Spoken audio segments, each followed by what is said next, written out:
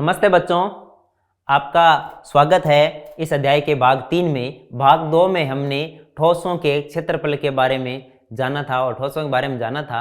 आगे हम देखेंगे घन, घनाभ और बेलन का आयतन। तो चलिए स्टार्ट करते हैं। तो देखिए, ये घन है, ये घनाभ है और ये बेलन है। आयतन, इनका आयतन क्या? आयतन का मतलब क्या है? आयतन का मतलब है कोई भी त्रिविमीय ठोस, जिसको त्रिविमीय के बारे में हमने पीछे पढ़ा था, कोई भी त्रिविमीय जो आकार है, त्रिविमीय ठोस है, वो कितना स्थान घेरता है, वह उस ठोस की क्या कहलाती है? आयतन कहलाता है। ठीक है, कोई भी त्रिविमीय ठोस कितना स्थान घेरता है, वह उसका आयतन होता है। ठीक है, जैसे कि ये एक घन है, ये कुछ न कुछ स्थान घेर रहा है, क्योंकि ये क्या है? 3 विमाओं में है, लंबाई में भी है, चौड़ाई में भी है और ऊंचाई में भी है। तो ये कुछ न कुछ स्थान घेरता है, उसको हम बोलते हैं इसका आयतन। इसी तरह से ये घनाभ है, ये भी कुछ न कुछ स्थान घेरता है, तो उसको हम बोलेंगे इस घनाभ का आयतन।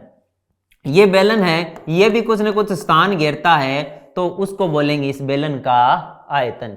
तो आयतन का मतलब क्या होता है? कोई भी चीज कितना स्थान घेरती है, वह उसका क्या है? आयतन है। तो चलिए हम देखेंगे घन, घनाभ और बेलन का आयतन। सबसे पहले देखिए घन और घनाभ का। घनाभ का आयतन होता है लंबाई गुणा चौड़ाई गुणा ऊंचाई। इसमें देखिए, ये घनाभ की लंबाई है। ये क्या है? ये घनाभ की लंबाई है और ये घनाभ की चौड़ाई है और ये घनाभ की ऊंचाई है। तो इसकी जो लंबाई गुणा चौड़ाई और गुणा ऊंचाई, इसका क्या होता है? आयतन होता है। यहां पर L से मतलब है लेंथ यानी कि लंबाई। L का मतलब है लंबाई। यहां पर B का मतलब है ब्रेथ। यहां पर B का मतलब है ब्रेथ यानी कि चौड़ाई। इसका मतलब है चौड़ाई। और H का मतलब है हाइट है, यानी कि ऊंचाई। ठीक है, ऊंचाई। अब देखिए घन का आयतन। घन में क्या है? घन में सभी जो भुजाएं हैं बराबर होती है। मान लो इस भुजा की लंबाई L है, तो इसकी भी L होगी और इसकी भी L होगी। जिस तरह से घनाभ में लंबाई गुणा चौड़ाई गुणा ऊंचाई की है, तो इसमें लंबाई, चौड़ाई और ऊंचाई तीनों L ही है। तो L को 3 बार गुणा करेंगे तो वो L की क्यूब बन जाएगी, तो वो होगी घन का आयतन। तो हमें सूत्र पता चल गया। क्या पता चला? कि घनाभ के आयतन का सूत्र क्या होता है और घन के आयतन का सूत्र क्या होता है। सबसे पहले हमें आयतन का पता चला, उसके बाद में आयतन को किस तरह से ज्ञात करते हैं घन और घनाभ के लिए, उनका पता चल गया। आइए इनसे संबंधित कुछ प्रश्न करते हैं। तो देखिए, पहला प्रश्न इस तरह से है। सबसे पहले हमने इसका आयतन जान लिया क्या होता है और उसके बाद में उसका सूत्र जान लिया। अब कुछ प्रश्न करके ये सूत्र कैसे काम करते हैं वो हम देख लेंगे। ठीक है, एक घनाभ दिया हुआ है। एक घनाभ की विमाएं 60 सेंटीमीटर गुणा 50 सेंटीमीटर गुणा 30 सेंटीमीटर। देखिए, घनाभ में अक्सर इस तरह की विमाएं दी हुई होती है, गुणा में तीनों लिखी हुई होती है। उसका मतलब होता है पहली लंबाई है, दूसरी चौड़ाई है और तीसरी ऊंचाई है। यानी कि एक घनाभ की हमें लंबाई, चौड़ाई और ऊंचाई दी हुई है। तो इस घनाभ के अंदर 6 सेंटीमीटर भुजा वाले कितने छोटे घन रखे जा सकते हैं? कहने का मतलब है कि एक घनाभ है जिसकी विमाएं इस प्रकार है, उसकी लंबाई 60 सेंटीमीटर है, उसकी जो चौड़ाई है 54 सेंटीमीटर है और उसकी जो ऊंचाई है वो 30 सेंटीमीटर है। तो वो कह रहा है कि इसके अंदर जो 6 सेंटीमीटर वाले कितने घन आ जाएंगे। इसका मतलब क्या हुआ? उसके अंदर आ गए। इसका मतलब उसका जो आयतन है, घनाभ का आयतन है, वो जितने भी इसके अंदर घन रखे जाएंगे उन सब का जो आयतन निकालेंगे, तो उन सब का आयतन निकालकर जोड़ेंगे तो वो बराबर आएगा बड़े वाले इस घनाभ के। तो क्या कैसे निकालेंगे कि कितने घन आएंगे? तो देखिए, मान लो घनों की संख्या सभी घन समान है क्योंकि सब में भुजा 6 सेंटीमीटर है। घनों की संख्या मान लो n है। क्या n है? तो क्या होगा? देखिए, घनाभ का जो आयतन है वो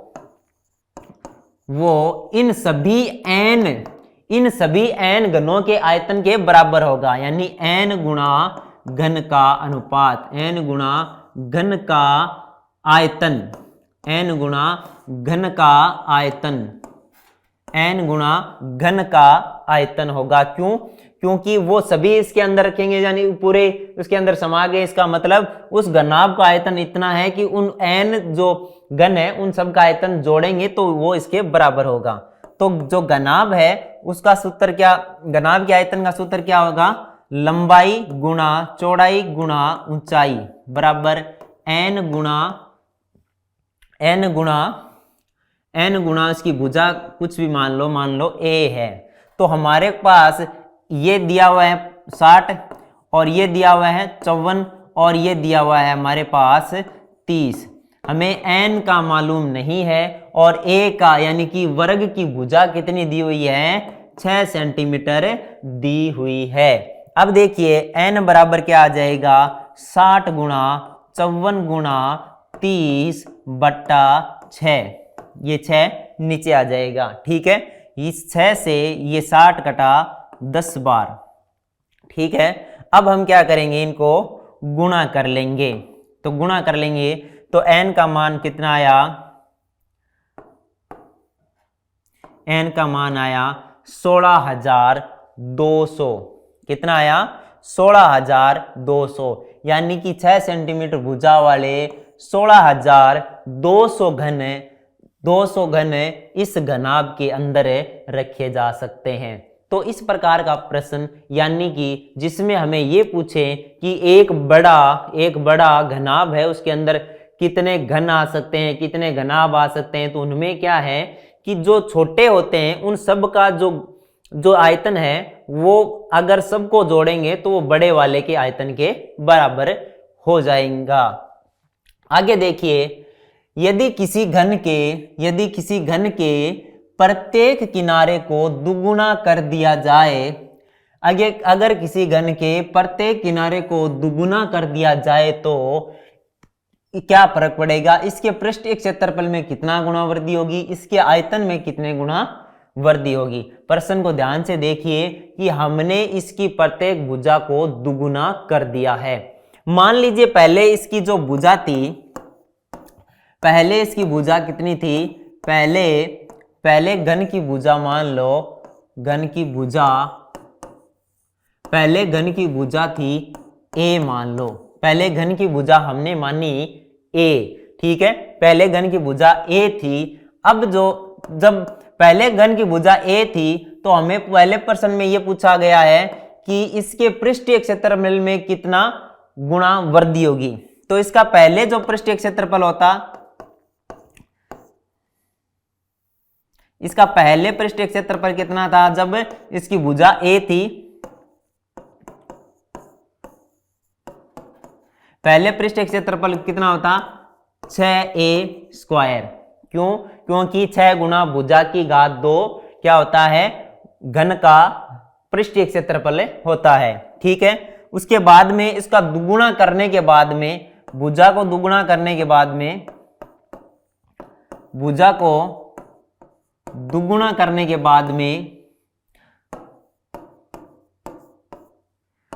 बाद अब यहां पर भुजा को दुगुना कर दिया तो पहले भुजा a थी, अब वो भुजा कितनी हो जाएगी? 2a हो जाएगी। अब क्या हो जाएगी? 2a। तो अब वो पृष्ठीय क्षेत्रफल कितना आ जाएगा? अब वो पृष्ठीय क्षेत्रफल हो जाएगा 6 और a की जगह क्या आएगा? 2a आएगा। 6 2a की घात 2, यानी ये हो जाएगा 6 गुणा 4a², यानी ये हो जाएगा 24a²। ये पूछ रहा है कितने गुना हो जाएगा, यानी कि इसका और इसकी तुलना करें तो ये कितने गुना है। तो इनका अगर अनुपात निकालें तो ये कितना होगा, अनुपात निकालें तो ये आएगा 6a² बटा 24a²। a² से a² कटा, 6 से 1 गया 4, यानी अनुपात आया 1:4। कितना आया, 1:4 आया। यानी कि अगर पृष्ठ क्षेत्रफल 1 होता तो अब कितना होगा 4, यानी कितने गुना हुआ, 4 गुना हो गया। यानी कि जो बाद में जो पृष्ठीय क्षेत्रफल है वो कितना हो जाएगा, तो पृष्ठीय क्षेत्रफल हो जाएगा 4 गुना। पृष्ठीय क्षेत्रफल कितना हो जाएगा, पृष्ठीय क्षेत्रफल हो जाएगा 4 गुना हो जाएगा। कितना गुना हो जाएगा, 4 गुना हो जाएगा। ठीक है। अब देखिए इसमें प्रश्न नंबर 2 में क्या दिया है, इसके आयतन में कितना गुना वृद्धि होगी। पहले क्या पूछा था, इसके पृष्ठीय क्षेत्रफल में कितनी वृद्धि होगी। अब ये पूछ रहा है कि इसके आयतन में कितने गुना वृद्धि होगी। तो देखते हैं आयतन का सूत्र क्या होता है। अगर इसकी भुजा हमने क्या मानी है, a मानी है, तो इसका आयतन कितना होगा, जो पहले का आयतन था तो a भुजा मानने पर पहले का आयतन होगा a की क्यूब होगा, क्योंकि भुजा की क्यूब घन का आयतन होता है। उसके बाद में भुजा को दुगुना कर दिया,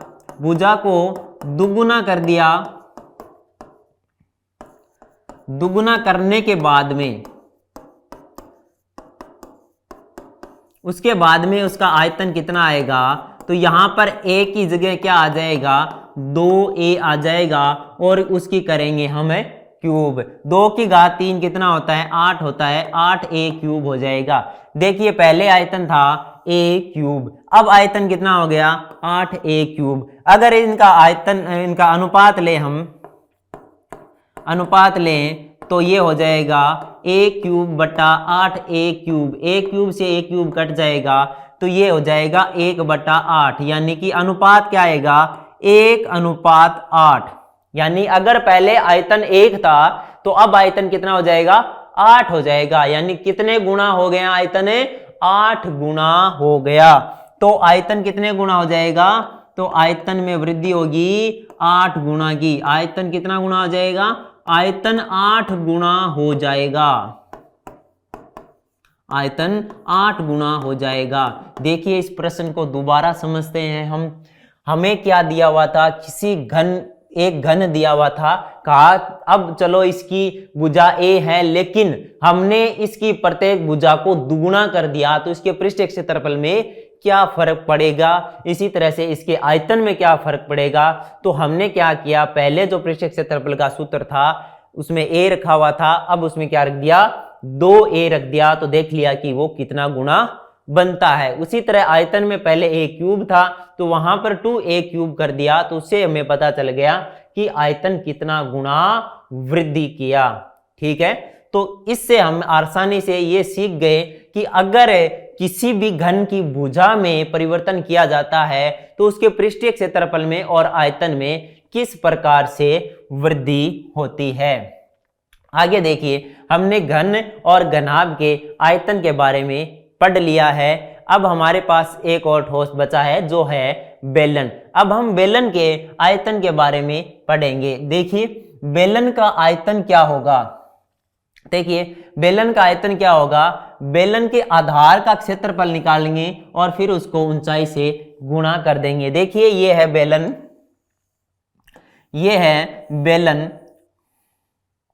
ये बेलन है। अब इसका जो आधार का क्षेत्रफल है, आधार यानी ये वृत्त हो जाएगा और उसकी जो त्रिज्या है वो r होगी। तो आधार का क्षेत्रफल कितना होगा, इसमें आधार का क्षेत्रफल हो जाएगा πr², और इसकी जो ऊंचाई है वो ऊंचाई कितनी होगी, h होगी। आयतन ज्ञात करने के लिए क्या करेंगे, इस πr² को इस ऊंचाई से गुणा कर देंगे तो आ जाएगा πr²h। तो ये बेलन का आयतन हो जाएगा πr²h।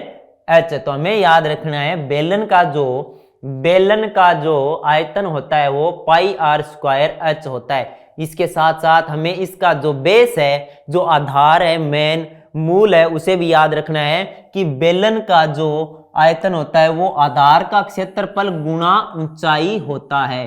कई बार हमें आधार का क्षेत्रफल और ऊंचाई देख के पूछ लेता है कि इसका आयतन क्या होता है, ठीक है। तो हमें यह भी ध्यान रखना जरूरी है कि बेलन का जो आयतन होता है वो आधार का क्षेत्रफल गुणा ऊंचाई भी होता है, और उसी से ये सूत्र आया है। देखिए, इससे संबंधित हम एक प्रश्न देखते हैं। तो क्या दिया हुआ है, बेलन ए का व्यास 7 सेंटीमीटर है, ठीक है। ये बेलन ए दिया हुआ है, इसका व्यास 7 सेंटीमीटर है, ठीक है, और उसकी ऊंचाई 14 सेंटीमीटर है। ये इसकी ऊंचाई दी हुई है 14 सेंटीमीटर। और बेलन बी का व्यास 14 सेंटीमीटर है, इसका व्यास दिया हुआ है 14 सेंटीमीटर और उसकी ऊंचाई दी हुई है 7 सेंटीमीटर। ये तो इस चित्र में जो दिए हुए दो बेलन हैं उनके बारे में बताया हुआ है। अब क्या करना है, इन दोनों बेलनों में से किसका आयतन अधिक है।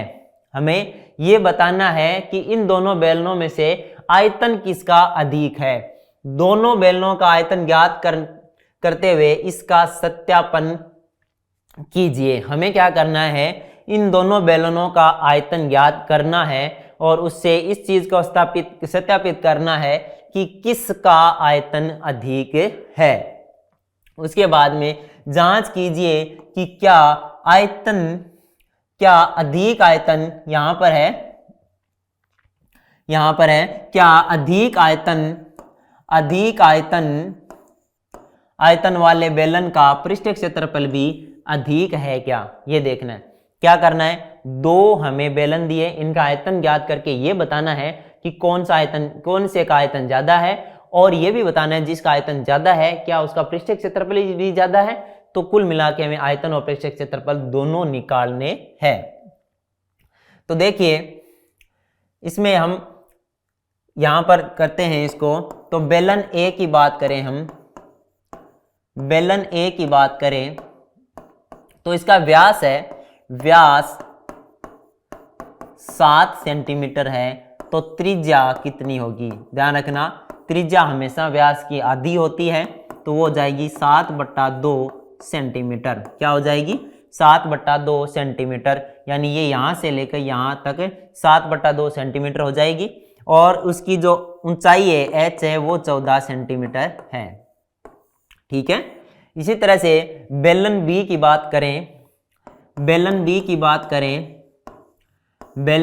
बात करें तो इसमें जो व्यास 14 सेंटीमीटर है, तो त्रिज्या कितनी हो जाएगी, 14/2 यानी कि 7 सेंटीमीटर हो जाएगी। और उसकी ऊंचाई जो h है वो 7 सेंटीमीटर दी हुई है। देखिए, सबसे पहले आयतन की बात करते हैं। तो बेलन ए का आयतन निकालते हैं।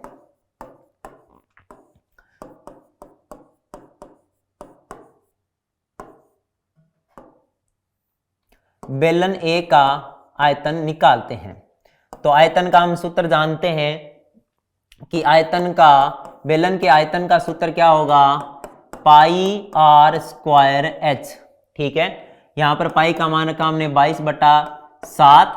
आर हमारा क्या है, यहां से देखिए आर हमारा 7/2 है, तो ये हो जाएगा गुणा 7/2 गुणा 7/2, क्योंकि आर स्क्वायर है।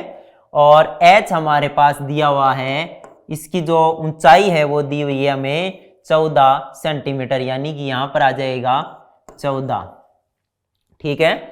ये 7 से 7 कटेगा, ठीक है, और इस 2 से ये 7 बार कटेगा, और इस 2 से ये 11 बार कट जाएगा। तो उत्तर हमारे पास इस तरह से आएगा 11 गुणा 49, 11 गुणा 49 आएगा। तो यहां पर हम लिखेंगे, ये आ जाएगा हमारा 500, 11 गुणा 49 539 आ जाएगा। कितना आ जाएगा, 539 539 सेंटीमीटर में है तो सेंटीमीटर की घात 2 यानी कि सेंटीमीटर स्क्वायर आ जाएगा। तो ये बेलन ए का आयतन आया है, ये बेलन ए का आयतन आया है। अब हम बात करते हैं बेलन बी की। बेलन बी की बात करते हैं, वही आयतन बराबर क्या हो जाएगा, आयतन बराबर पाई आर स्क्वायर एच। तो इसमें 22/7 गुणा इसमें जो आर है वो है 7, तो 7 गुणा 7 और एच है वो कितनी है, देखिए एच भी कितनी है 7 है। तो ये देखिए 7, इस 7 से 7 कटेगा तो ये आएगा 22 गुणा 49 आएगा। 22 गुणा 49 को हम सोल्व करेंगे तो कितना आएगा, ये आ जाएगा 1078 सेंटीमीटर स्क्वायर। कितना आ जाएगा, 1078 सेंटीमीटर स्क्वायर। देखिए दोनों का आयतन आ चुका है, तो आयतन किसका ज्यादा हुआ, इसका 539 सेंटीमीटर स्क्वायर है और इसका 1078 सेंटीमीटर स्क्वायर है। तो क्या हुआ, क्या लिख सकते हैं हम कि जो बेलन बी है, बेलन बी का आयतन अधिक है, बेलन बी का आयतन अधिक है। तो पहले प्रश्न का उत्तर तो ये आ गया कि बेलन बी का आयतन अधिक है। अब हमें दूसरे प्रश्न का उत्तर देना है, उसमें कह रहा है कि बेलन बी का अगर आयतन अधिक है तो ये ज्ञात करके बताओ कि क्या इसका पृष्ठीय क्षेत्रफल भी उससे अधिक है क्या। तो हम यहां पर क्या करेंगे, अब दोनों का पृष्ठीय क्षेत्रफल भी निकालेंगे। तो यहां पर बात करेंगे पृष्ठीय क्षेत्रफल की। तो हम जानते हैं कि पृष्ठीय क्षेत्रफल का, पहले बेलन ए की बात करते हैं, बेलन ए की बात करते हैं। तो पृष्ठीय क्षेत्रफल हम जानते हैं, पृष्ठीय क्षेत्रफल क्या होता है,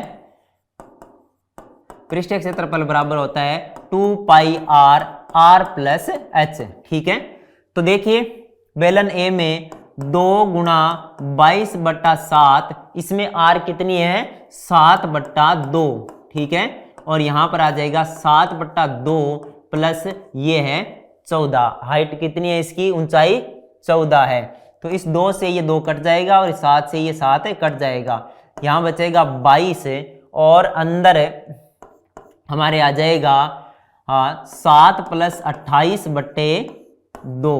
ठीक है, इस 2 से ये कट जाएगा 11 बार, तो यहां पर आ जाएगा 11 गुणा 35, तो ये आ जाएगा 385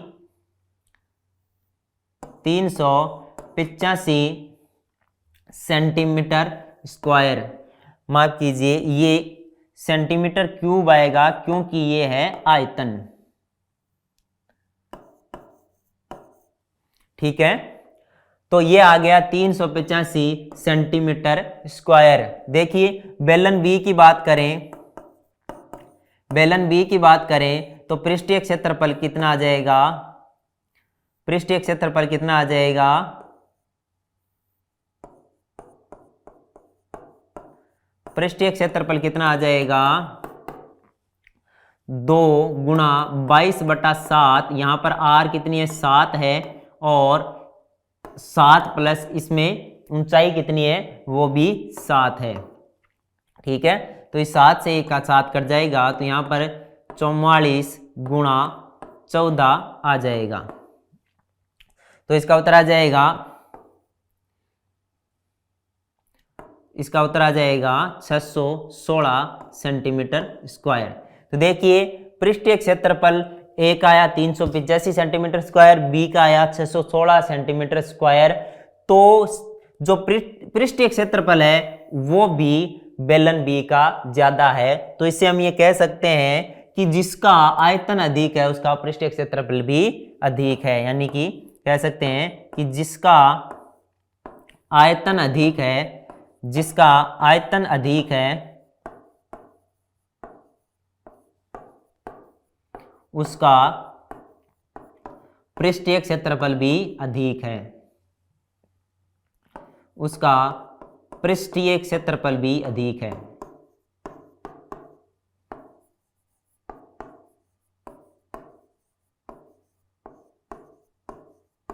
ठीक है, तो इस तरह से हमने बेलन के आयतन का सूत्र का उपयोग करके इस प्रश्न को आसानी से हल कर लिया और हमें पता चल गया कि किस तरह से आयतन निकाला जाता है। तो बच्चों, ये था हमारा अध्याय 11 क्षेत्रमिति, जिसमें हमने सबसे पहले आयत, वर्ग इत्यादि का हमने क्षेत्रफल ज्ञात किया, परिमाप ज्ञात किया। उसके बाद में हमने ठोसों के बारे में जानकारी ली, घन, घनाभ, बेलन के बारे में जानकारी ली और उनके क्षेत्रफलों के बारे में जानकारी ली। उसके बाद में हमने उनके आयतन के बारे में जानकारी ली। अब ये अध्याय यहीं पर समाप्त होता है। मिलेंगे अगले अध्याय के साथ, तब तक के लिए आप खुश रहिए। धन्यवाद।